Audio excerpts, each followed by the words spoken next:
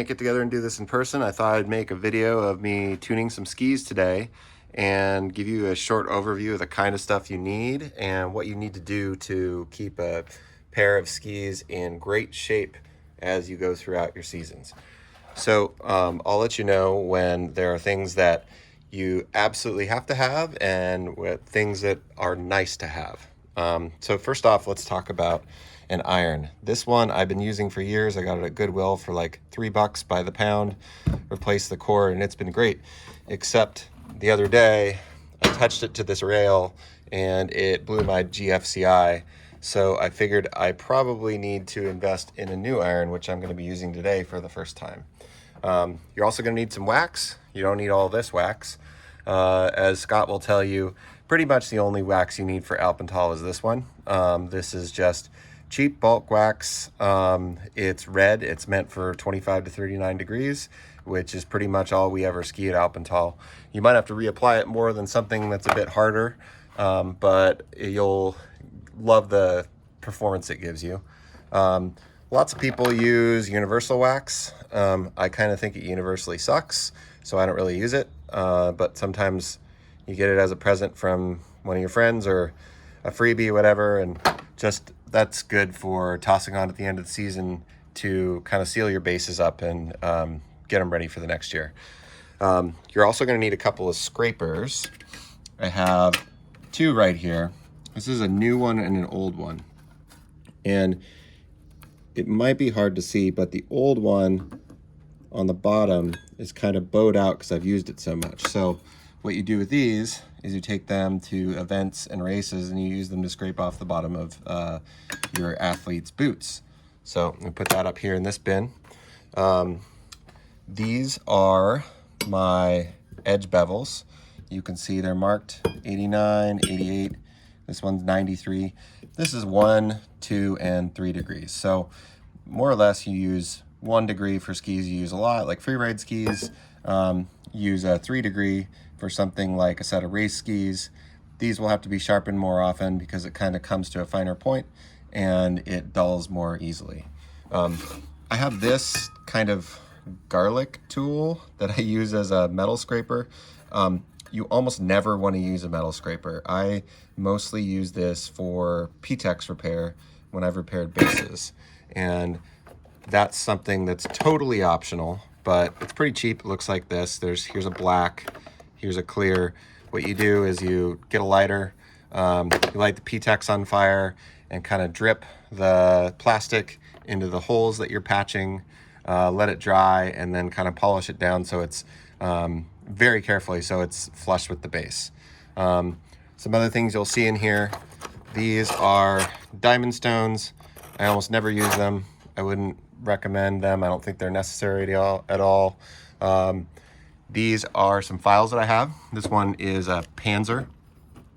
This really rips through edges, so if you want to change the angle of an edge, or if it's been a long time and the edges are really hard and you're not getting anything with regular files, you want to use one of these. So just like with forging a hammer or something else, ski edges can become work hardened by, flexing them, heating them up through hard carving, and then letting them cool down. And that's what the Panzer is for. The Panzer kind of cuts through that work hardened layer and lets you sharpen them properly. And you can see I have two, like a coarser and a finer one. Generally on like freeride skis, I'll only use the coarser one. On race skis, I'll go coarser and then finer. So really, all you really need is like a kind of medium file like this. And you don't need these. You can usually borrow them from someone or use someone else's if you really need it. I have files and scrapers in various states of disrepair here. And something I'd recommend that's not necessary is this. This is a scraper sharpener. So you can use scrapers over and over again and make sure they're sharp. A couple other things I'd recommend that aren't totally necessary are gummy stones. Gummy stones, you can use them to take rust off of edges, or once you're done tuning, you can kind of run them along the edges and take off all the burrs. And they are pretty soft and gummy. Let me see if I can find an old one in here.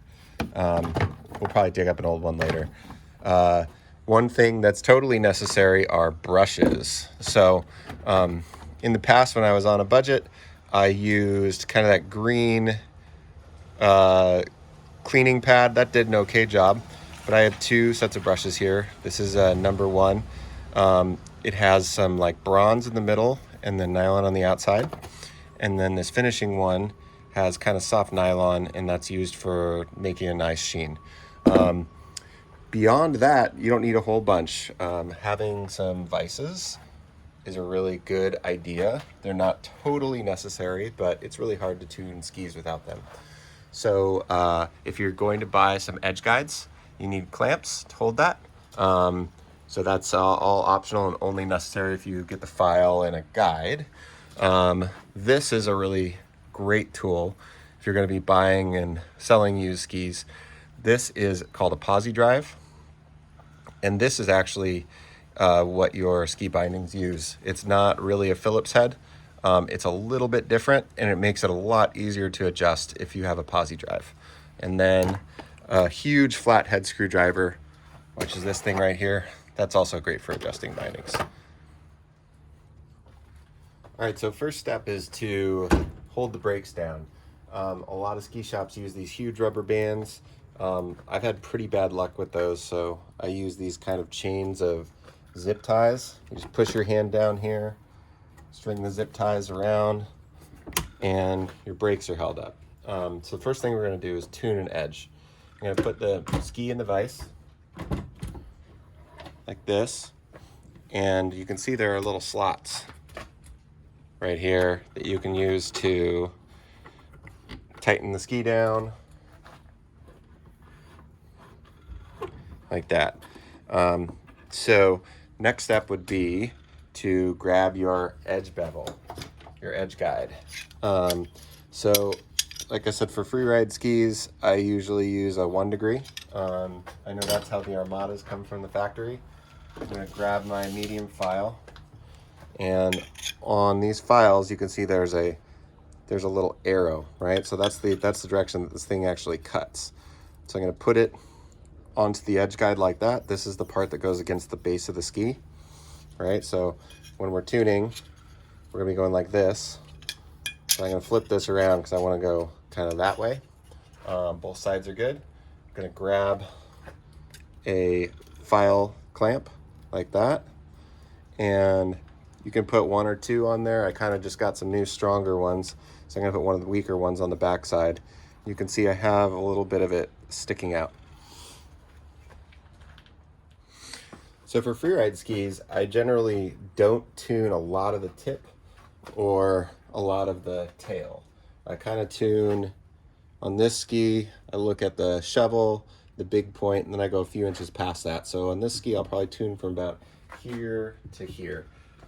Reason is, like, if this part is sharp, it might get caught and you might initiate the turn in a wrong way. Race skis are tuned and then blended like up to this wide point right here. I just don't do that with Freeride skis. It doesn't seem to be necessary, but this is how you do it. So push this file against the side edge and the other part of the angle against the base, and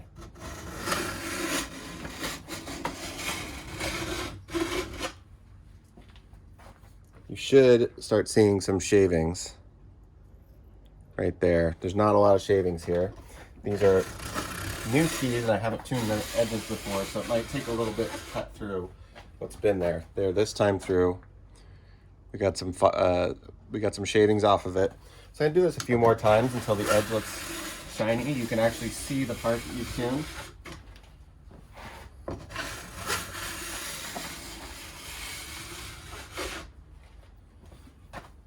There you go. There's a whole bunch of edge that's coming off, being sharpened. Bad thing about these Swix guides is that you kind of need to unclamp the file to get rid of all the crap. The Sun Valley guide is supposed to be better at that. You can see there's a little pattern there for all those files to fall through, all those filings to fall through.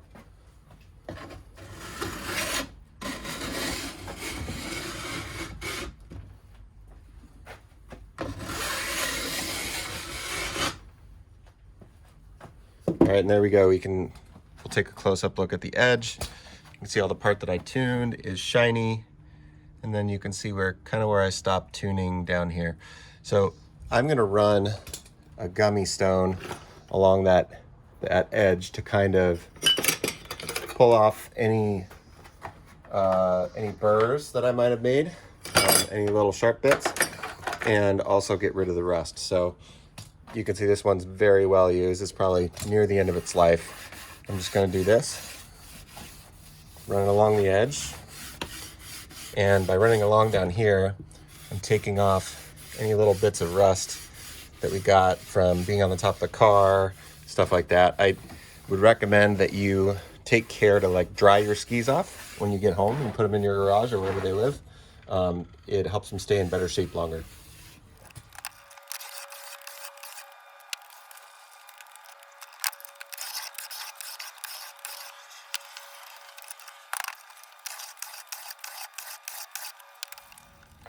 All right, so how do you tell if your edge is sharp enough? Well, the rule of thumb is to take your nail and run it along the edge. And if you get a little cut in your nail, see if we can see that. There should be a little line in my nail now from running along the edge. That's when you know it's sharp enough. All right, next step, wipe off your bases. If you just tune the edges, you're likely to have some crap from the tuner that's all on your bases, and there are always like little dirt particles, things like that. So you can do it a couple ways. I'm just using like a paper towel, and I found it's really handy to have a little squirt bottle of water, especially if you ever get diamond files. They pretty much don't work unless you have a little bit of water on the edges. So I'm just wiping it off, getting the dirt off the edges. The best stuff is this base cleaner that you can buy that smells like oranges, but that's been really hard to find lately. So when I have that, I use that. I try not to use it too much because it's pretty hard on the bases themselves. Now we're gonna tighten down our vise. So you can see there's little rubber bits that grab it. My base is slightly above the vise so that my iron will move, and that's all there is to it. All right, so I got my iron warmed up to the right temperature. I'm using Alpental red, and the first thing I'm going to do is I'm going to lay down a little line of wax kind of right down the middle. So I've never used this iron before.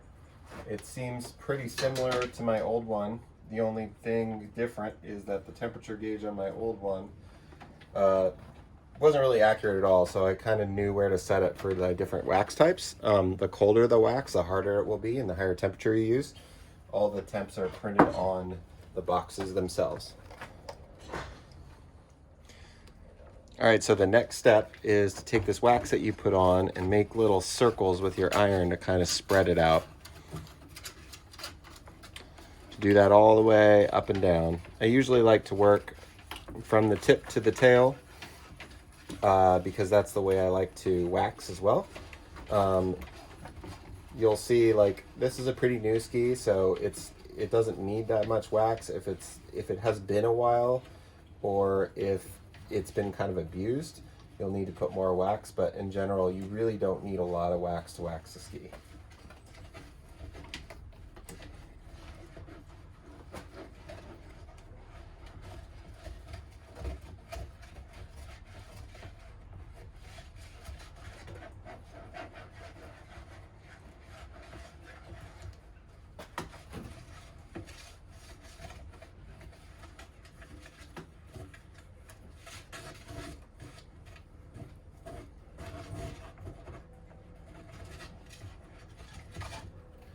This is a new iron. It's not sliding very well, so I'm going to put a little bit more wax on the ski, especially underfoot. Usually that takes a little bit more on most skis. Make it a little bit easier.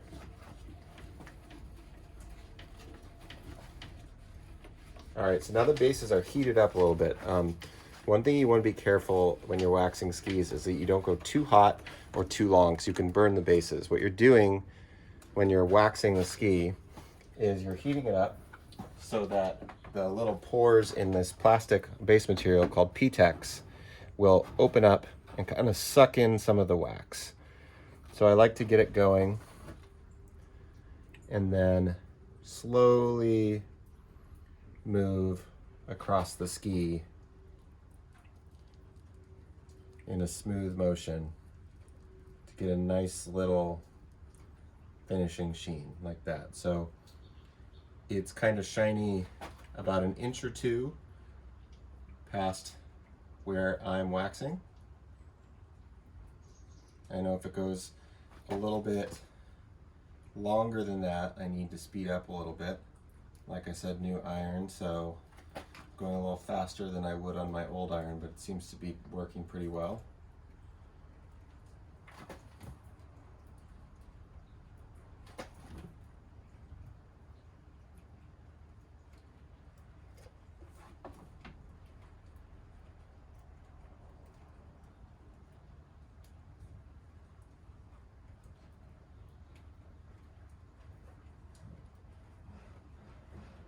Don't worry about the tips and tails a ton. They're always hard and they're not that critical.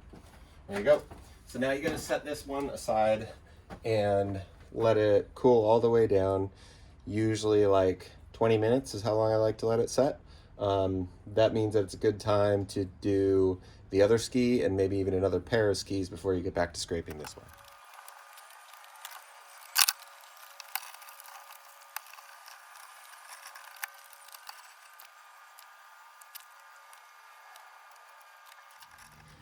All right, so these are my skis, and I thought I'd show you what repairs look like. So I got a really bad gash skiing last January, and I had the shop do something called a base weld. You can see they cut out a couple of the sections of my base and welded it using some kind of epoxy. I've tried doing that on my own. I haven't had good success. You can see the ski's kind of holding up. I think it'll get me through the rest of the season, but after that, I might have to get a new one. There's a big new ding right here that I'm going to show you how to repair with P-Tex. Now this repair won't work very well because it's right on the base, the edge, and generally things that are right on the edge don't work very well. And you can kind of see either the edge got pushed down or the base is coming up. So that's why I said this ski probably isn't going to do too well. But the first thing I'm going to do is take off this little piece of plastic that's sticking up. It's dead and it's not going to do anything for us. So I'm just using a razor blade to cut that little piece of base out. The other thing I'm going to do is I'm just going to make a few little scores in here so the stuff that I put in there has something to kind of grab onto when it melts. That'll help it last a little longer, but I'd expect to see, you know, the next time I put these on the bench that most or all of that patch is gone. Just because, like I said, it's hard to do a good repair on the edge like this. They just tend to like pop right out. All right, the next thing I'm gonna do is take one of those P-Tex candles. It's a combination of like the plastic and some wax so it'll burn. And I'm gonna heat it up with a lighter until I start to see a little flame on the candle itself.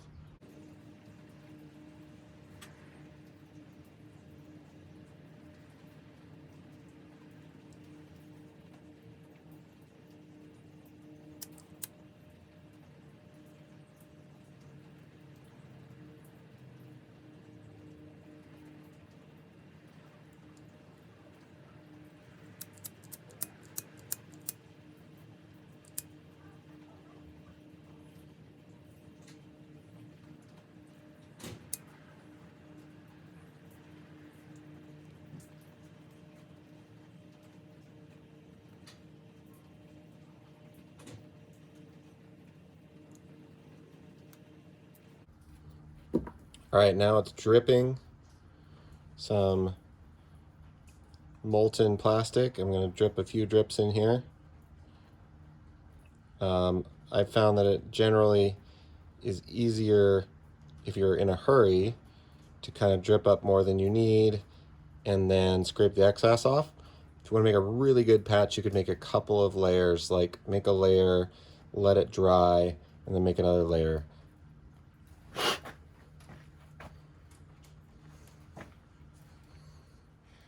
Okay, now I'm going to take one of those old scrapers and gently try to scrape the extra plastic off. I said sometimes I use the metal scraper, but I only use it when I really have to, like it's really cold out or something like that. I like to use the plastic scraper a lot more. You can be a lot more gentle with it.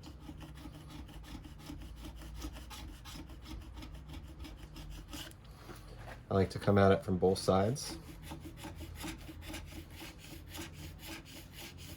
until I can't really feel it when I'm scraping.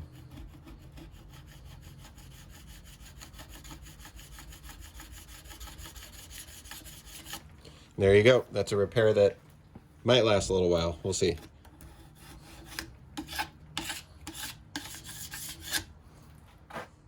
All right, here's your last step. You're scraping it. So make sure you got a nice sharp scraper.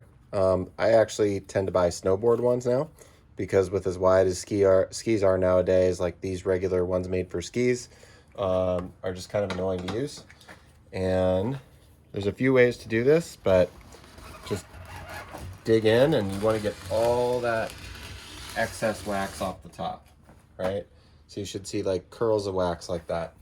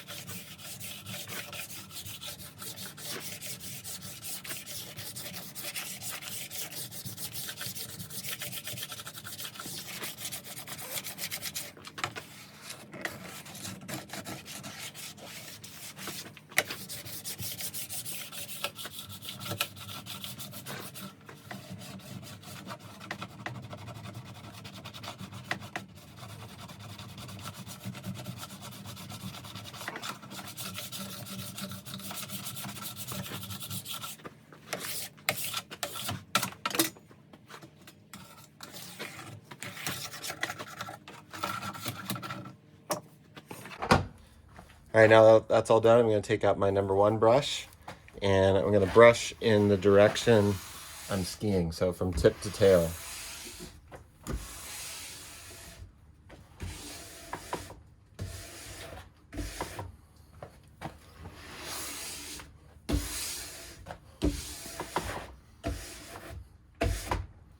What that's doing is making little tiny channels for the water to flow through, which makes the ski glide better.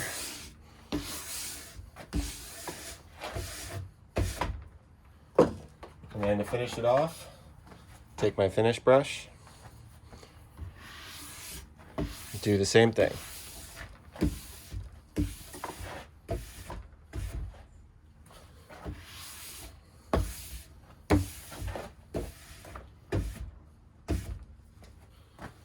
There you go, all done.